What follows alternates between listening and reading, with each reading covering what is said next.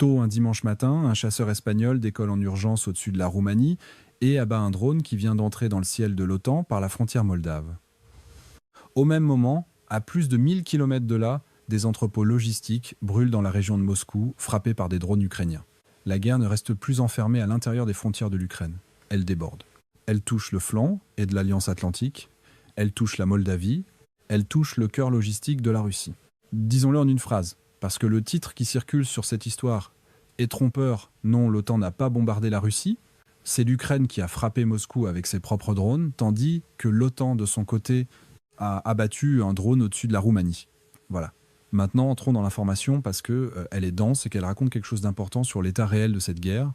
Commençons par la Roumanie parce que c'est là que l'OTAN a ouvert le feu. Selon le ministère roumain de la Défense, un chasseur F-10 à 8 espagnol opérant dans le cadre de la police du ciel de l'OTAN a abattu un drone qui avait violé l'espace aérien roumain tôt le dimanche matin. Les radars roumains ont détecté l'appareil entrant depuis la Moldavie voisine. Retenez bien ce détail, la Moldavie, parce qu'il va revenir plus loin et qu'il change complètement la lecture de l'événement.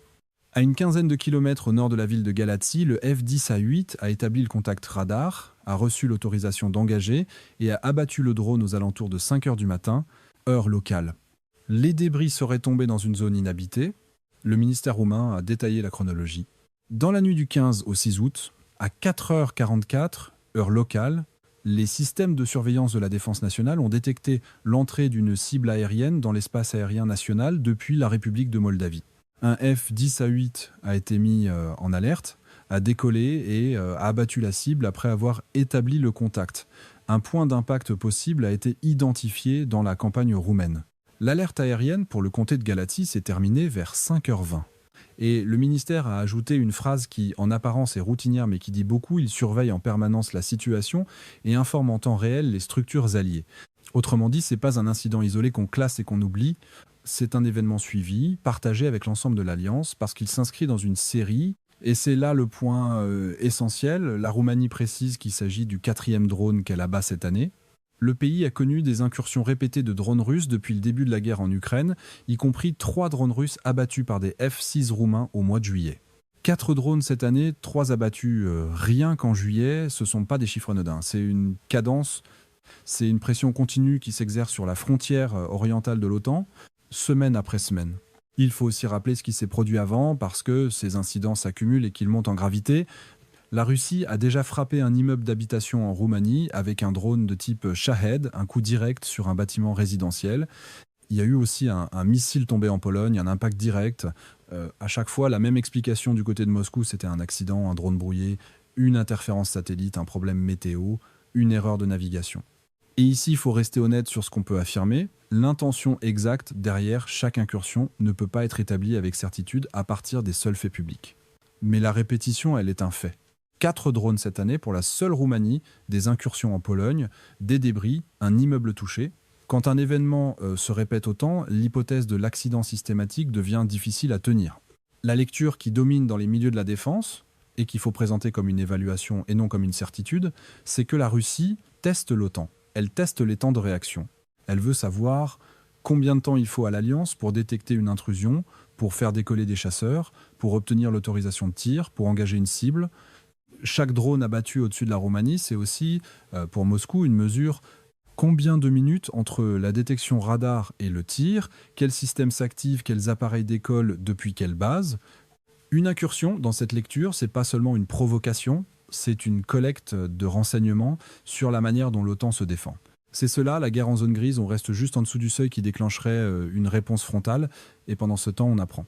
Parce qu'il faut le dire clairement, dans n'importe quelle autre configuration, ce type d'événement, des drones armés qui pénètrent à répétition l'espace aérien d'un pays, obligeant ses chasseurs à décoller et à ouvrir le feu, serait considéré comme un acte de guerre. Ce qui retient l'escalade ici, c'est un facteur, et un seul, la Russie dispose de l'arme nucléaire, et cela change tout le calcul. C'est précisément pour cela que Moscou peut sonder, pousser, tester en restant sous le seuil. L'arme nucléaire fabrique une zone d'impunité relative, dans laquelle on peut se permettre de harceler le flanc et sans provoquer de réponse directe. C'est inconfortable à dire, mais c'est le cœur de la situation. Passons maintenant à l'autre front, celui où c'est l'Ukraine qui frappe, et qui frappe loin.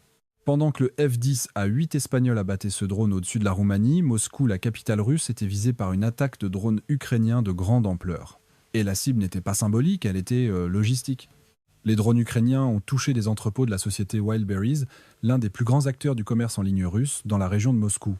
Selon les informations disponibles, à la suite de cette attaque de grande ampleur sur la région de Moscou, les centres logistiques de l'entreprise, situés dans un parc industriel, ont cessé leurs opérations. Des images montrent l'installation en flammes, 2 immenses colonnes de fumée s'élevant au-dessus de la capitale russe au petit matin, plusieurs sites logistiques touchés en même temps. Ce détail compte parce qu'il dit quelque chose sur l'efficacité des défenses russes. Il ne s'agit pas d'une cible unique, mais de plusieurs cibles frappées simultanément, en profondeur, au-dessus de la région de Moscou, l'une des zones théoriquement les mieux protégées de toute la Russie, et pourtant les drones passent. Les systèmes de défense aérienne autour de Moscou n'ont pas réussi à tout arrêter. Quand la logistique d'un pays commence à brûler jusque dans sa capitale, cela veut dire que la guerre que la Russie a portée en Ukraine revient désormais frapper son propre territoire, et pas seulement à la frontière, mais au cœur, là où se concentrent les approvisionnements. Il y a un autre élément dans cette montée en puissance des frappes ukrainiennes en profondeur, un système d'armes dont on parle de plus en plus, le missile de croisière ukrainien baptisé Flamingo.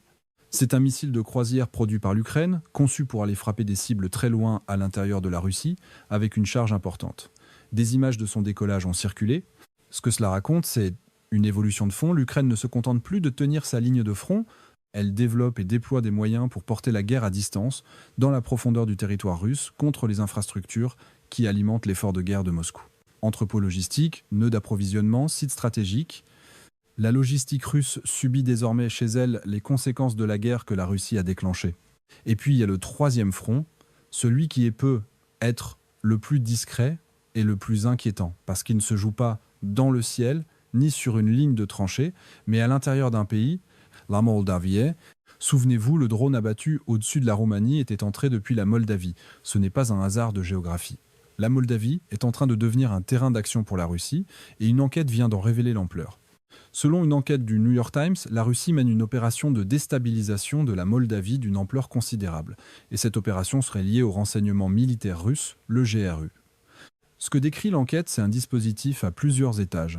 D'abord, des Moldaves pro-russes auraient été entraînés à l'étranger, notamment en Serbie, en Bosnie et jusqu'à Moscou, et on leur aurait appris des techniques très concrètes, comment percer des cordons de police, comment provoquer des troubles, comment mettre le feu à des bâtiments.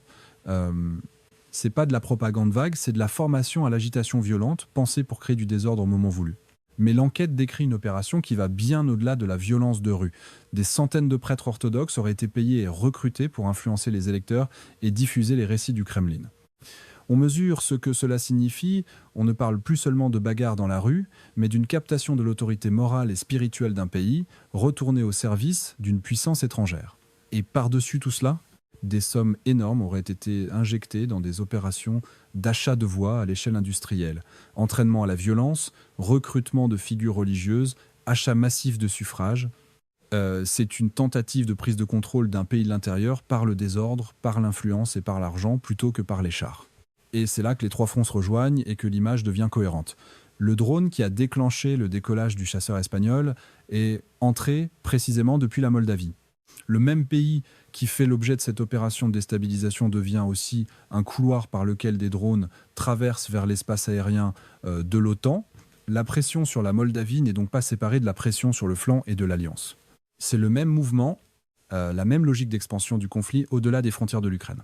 Là encore, il faut poser une réserve, une enquête de presse documente des allégations, elle n'établit pas une vérité judiciaire, et l'intention finale de Moscou reste une évaluation, pas une certitude, mais l'accumulation des éléments dessine une direction claire. Ce que tout cela signifie, si on prend de la hauteur, c'est que la guerre déborde.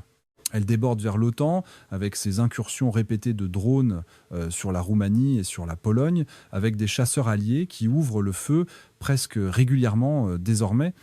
Elle déborde vers la Moldavie, avec une opération d'influence et de déstabilisation d'une ampleur rarement documentée aussi précisément, et elle revient frapper la Russie elle-même, avec des drones ukrainiens qui atteignent la logistique de la région de Moscou. Nous ne sommes plus dans une guerre contenue à l'intérieur d'un seul pays. Nous sommes dans une escalade en zone grise, où les fronts se multiplient, où chaque acteur teste les limites de l'autre, juste en dessous du seuil qui ferait basculer les choses dans un affrontement ouvert et frontal. Il faut aussi replacer tout cela dans le rapport de force réel sur le terrain, parce qu'il pèse sur les décisions, La Russie, malgré cette posture agressive sur ses marges, paie un prix humain considérable en Ukraine, avec des pertes lourdes qui se comptent en dizaines de milliers d'hommes sur un seul mois selon les estimations avancées. C'est un élément de contexte important, une armée qui saigne autant sur son front principal et qui, dans le même temps, ouvre des lignes de pression sur la Moldavie et sur le flanc et de l'OTAN. Cela raconte à la fois de l'ambition et de la tension, une volonté d'élargir le conflit, alors même que le coût du front existant est déjà très élevé. Et cela nous ramène à nous, en Europe de l'Ouest et de l'autre côté de l'Atlantique, parce que ce flanc n'est pas une affaire lointaine. La police du ciel de l'OTAN, cette mission qui a permis à un F-10A8 espagnol d'abattre un drone au-dessus de la Roumanie, c'est un dispositif collectif auquel participent de nombreux alliés, et la France y prend part régulièrement, en envoyant ses chasseurs assurer la surveillance de l'espace aérien du flanc oriental et des pays baltes. Autrement dit, la sécurité de cette frontière n'est pas déléguée à quelques pays de l'Est, elle est partagée. Chaque drone qui entre depuis la Moldavie, chaque incursion sur la Roumanie ou la Pologne concerne l'ensemble de l'Alliance, y compris la France, et à travers ses engagements atlantiques, le Canada. Quand on parle de la sécurité du flanc et on parle d'un espace que défendent, à tour de rôle, des équipages venus de toute l'Alliance. Voilà où en est la situation à la mi-août. Un chasseur espagnol de la police du ciel qui abat un drone entré depuis la Moldavie au-dessus de la Roumanie, 4e drone abattu par la Roumanie cette année, après 3 drones russes détruits par des F-6 roumains en juillet. Des drones ukrainiens qui frappent en profondeur la logistique de la région de Moscou et incendient les entrepôts de Wildberries, appuyés par de nouveaux moyens comme le missile de croisière Flamingo. Et, en toile de fond, une opération liée au renseignement militaire russe pour déstabiliser la Moldavie de l'intérieur par la violence, par les prêtres recrutés, par l'achat de voix à grande échelle. 3 fronts, une seule guerre et une frontière, celle de l'OTAN, qui est désormais testée presque semaine après semaine. C'est une situation qui appelle une vigilance constante et que nous continuerons de suivre de très près.